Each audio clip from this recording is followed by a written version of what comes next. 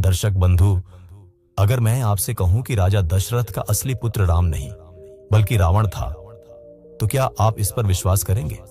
शायद नहीं, लेकिन यही तो उस राज की खूबी है जो हजारों साल तक आपसे छुपाया गया। जी हां, रावण, जिसे आपने राक्षस माना, वही दशरथ का खून था। और राम, जिनकी पूजा की जाती है, वे केवल एक मोहरा थे उस खेल में, जिसे इतिहास ने बड़े प्यार से छुपा लिया। आपको झटका लग रहा है? ठीक है, क्योंकि यही सच है। और आज आप वो सब जानेंगे जिसे जानकर आपके रोंगटे खड़े हो जाएंगे। लेकिन दर्शक बंधु, एक बहुत जरूरी बात है, आपसे निवेदन करना चाहता हूं। गरुड़ पुराण में कहा गया है कि वो चाहे कथा हो या कहानी, कोई भी इसे बीच में छोड़ दे, अधूरी सुन ले, तो वह जीवन भर सुखी नहीं रह पाता। उसका परिवार हमेशा दुख में डूबा रहता है। और सबसे बड़ा अभिशाप, उसके घर की स्त्री, चाहे वह पत्नी हो या बेटी, उसे विधवा होने का दुख झेलना पड़ता है। यह बात शास्त्रों में सत्य कही गई है। इसीलिए आपसे हाथ जोड़कर प्रार्थना है, इस कथा को बीच में न काटिएगा, इसे अंत तक जरूर सुनिएगा, क्योंकि यह केवल एक कहानी नहीं, यह वह सत्य है जिसे आपसे हजारों साल छुपाया गया। तो आइए शुरू करते हैं वह कथा जो आपकी आत्मा को झकझोर देगी और आपके विश्वास की नींव तक हिला देगी।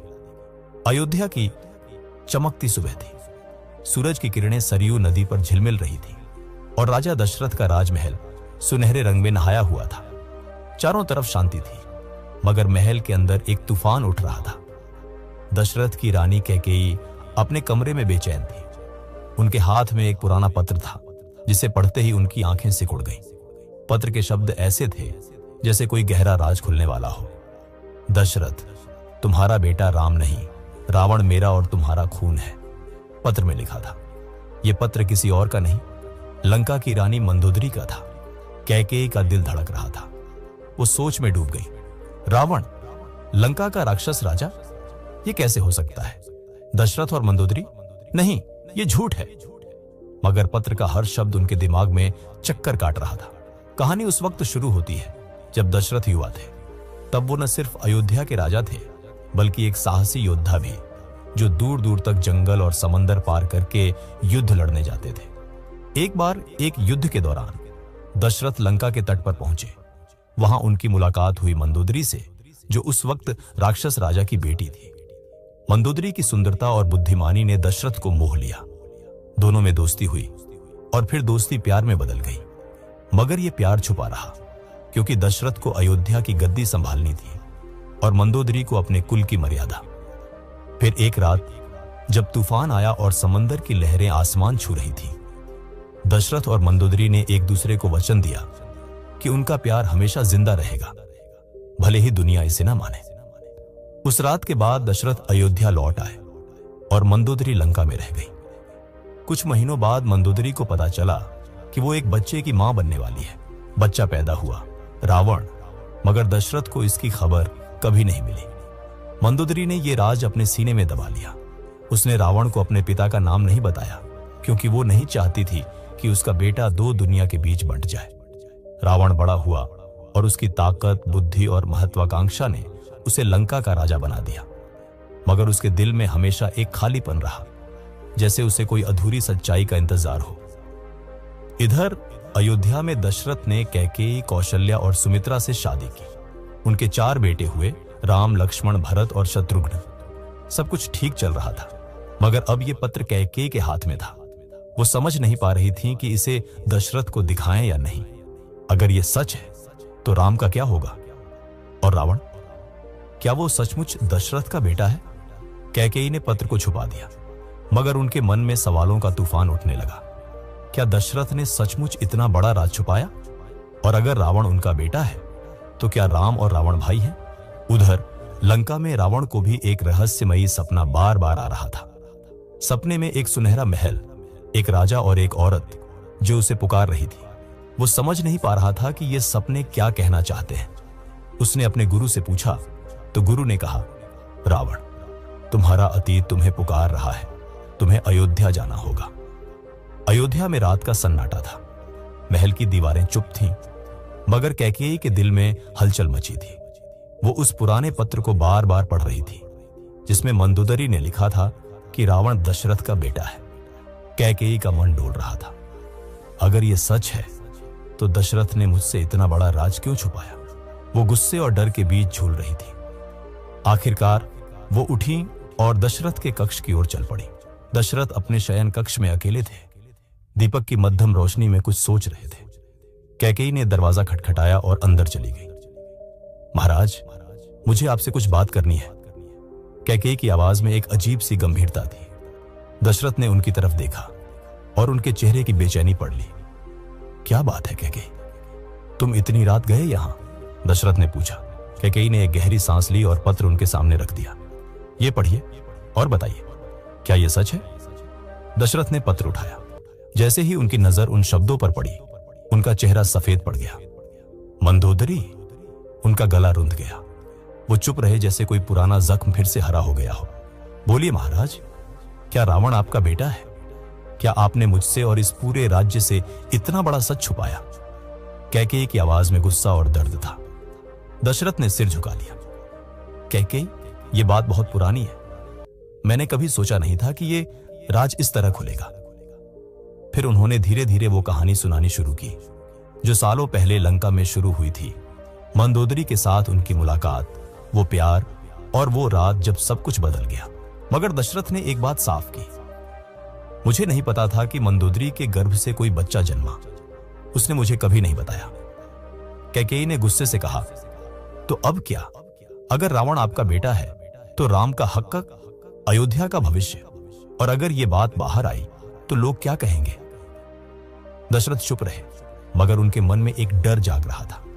अगर रावण को यह सच पता चला तो क्या होगा? उधर लंका में रावण अपनी सेना के साथ अयोध्या जाने की तैयारी कर रहा था। उसके सपने अब और साफ हो रहे थे। वो सुनहरा महल, वो राजा और वो औरत जो उसे पुकार रही थी, सब कुछ अब एक मंजिल की ओर इशारा कर रहा था। मगर रावण को नहीं पता था कि उसका यह सफर आसान नहीं होगा। लंका से अयोध्या का रास्ता जंगलों, नदियों और खतरों से भरा था। और सबसे बड़ा खतरा था कुंभकर्ण, उसका अपना भाई, जो नहीं चाहता था कि रावण लंका छोड़कर कहीं जाए। कुंभकर्ण ने रावण को रोकने की कोशिश की।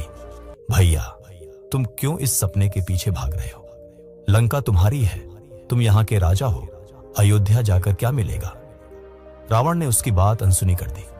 कुंभकर्ण, मेरे दिल में एक सवाल है और उसका जवाब मुझे अयोध्या में मिलेगा। रावण ने अपनी सेना को तैयार किया और लंका से निकल पड़ा। मगर रास्ते में एक घने जंगल में उसका सामना हुआ एक रहस्यमयी साधु से। साधु ने रावण को देखकर कहा, लंका का राजा, तुम जिस सच की तलाश में जा रहे हो वो तुम्हें पालेगा, मगर उसकी कीमत बहुत भारी होगी। रावण ने हंसकर कहा, साधु, मैं रावण हूं, मैं किसी कीमत से नहीं डरता। मगर साधु की आंखों में एक चमक थी, जैसे वो जानता हो कि आगे क्या होने वाला है। अयोध्या में कैकेयी और दशरथ की बात अधूरी रह गई, क्योंकि तभी खबर आई कि लंका का राजा रावण अयोध्या की ओर बढ़ रहा है। दशरथ के चेहरे पर डर और हैरानी थी। जंगल का सन्नाटा रावण के कदमों की गूंज से टूट रहा था। उसकी सेना पीछे पीछे चल रही थी, मगर उसका मन कहीं और था। वो रहस्यमयी साधु की बातें उसके दिमाग में बार बार गूंज रही थी। कीमत भारी होगी। रावण ने अपने आप से कहा, मैं रावण हूं, लंका का राजा, कोई कीमत मुझे रोक नहीं सकती। मगर उसका दिल बेचैन था। सपनों में दिखने वाला सुनहरा महल और वो औरत की आवाज अब और साफ हो रही थी। उसे लग रहा था कि अयोध्या में कुछ ऐसा है जो उसकी जिंदगी का सबसे बड़ा सच उजागर कर देगा। उधर अयोध्या में हलचल मच गई थी। खबर आई थी कि रावण अपनी सेना के साथ जंगल पार कर रहा है और अयोध्या की ओर बढ़ रहा है। दशरथ के दरबार में सन्नाटा छा गया। राम, लक्ष्मण, भरत और शत्रुघ्न अपने पिता के सामने खड़े थे। राम की आंखों में शांति थी, मगर उनके मन में सवाल उठ रहे थे। पिताजी, लंका का राजा अयोध्या क्यों आ रहा है? क्या उसका इरादा युद्ध का है? राम ने शांत स्वर में पूछा। दशरथ की नजरें झुकी हुई थी। कैकेयी उनके बगल में खड़ी थी और उनकी आंखों में गुस्सा और डर दोनों थे। दशरथ ने गहरी सांस ली और कहा, राम, यह बात इतनी आसान नहीं है। रावण वो। दशरथ रुक गए। वो सच बोलना चाहते थे, मगर शब्द उनके गले में अटक गए। कैकेयी ने आगे बढ़कर कहा, राम, तुम्हें सच जानने का हक है। रावण शायद तुम्हारा। वो भी रुक गई। राम ने हैरानी से उनकी ओर देखा। क्या माता? रावण शायद मेरा क्या? तभी दरबार में एक सैनिक दौड़ता हुआ आया। महाराज, जंगल में रावण की सेना पर हमला हुआ है। कोई अनजान शक्ति उन्हें रोक रही है। दशरथ और राम दोनों चौंक गए। कौन रोक सकता है रावण को? लक्ष्मण ने तुरंत पूछा, अपने धनुष को कसकर पकड़ते हुए। इधर जंगल में रावण की सेना एक अजीब मुसीबत में फंस गई थी। वो साधु जो रावण को मिला था, अब एक विशाल पेड़ के नीचे खड़ा था। उसने अपने हाथ उठाए और जंगल की बेलें, पेड़ और जमीन से अजीब सी शक्तियां निकलने लगी। रावण की सेना की तलवारें और भाले बेकार हो रहे थे। रावण ने गुस्से में साधु की ओर देखा और चिल्लाया, तू कौन है और मेरे रास्ते में क्यों खड़ा है? साधु ने शांत स्वर में जवाब दिया, मैं वनदेव का दूत हूं।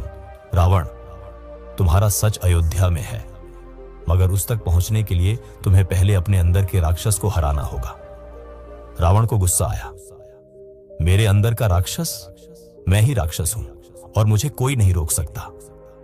उसने अपनी तलवार उठाई और साधु की ओर बढ़ा, मगर तभी जमीन फटी और एक चमकदार रोशनी ने रावण को पीछे धकेल दिया। साधु गायब हो चुका था, मगर उसकी आवाज हवा में गूंज रही थी। रावण, सच का रास्ता आसान नहीं होता। रावण की सेना डर के मारे बिखर गई थी, मगर रावण ने उन्हें फिर से इकट्ठा किया। हम अयोध्या जाएंगे, चाहे कुछ भी हो, उसने दहाड़ते हुए कहा। उधर अयोध्या में राम ने फैसला किया कि वो खुद जंगल जाएंगे और रावण का सामना करेंगे। और अब दर्शक बंधु, अंत में आपसे एक सबसे जरूरी और सबसे महत्वपूर्ण बात कहना चाहता हूं। हम और आप मिलकर इस धरती पर हर एक जीव, चाहे वह इंसान हो, पशु हो या पक्षी, की मदद करने का एक छोटा सा संकल्प ले सकते हैं। और आप अगर इस योगदान में अपना छोटा सा हिस्सा देना चाहते हैं तो इस चैनल को सब्सक्राइब जरूर कर दीजिए।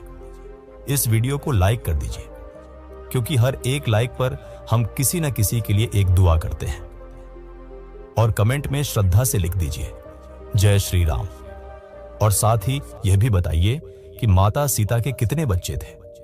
और हां, इस वीडियो को अपने दोस्तों और परिवार के साथ शेयर जरूर कीजिए, ताकि यह सच ज्यादा से ज्यादा लोगों तक पहुंचे।